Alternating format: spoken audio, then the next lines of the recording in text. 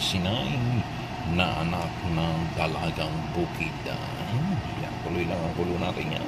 Mga kariyan, good morning. Ang ingredients niyan ay konting pampasarap, paminta, asin at sukan puba. May siling pula. Ito yung ating sinaing na anak ng dalagang bukid. Luto na po siya. Naiga na rin yung suka natin nilagay. At maraming salamat. God bless. Yummy!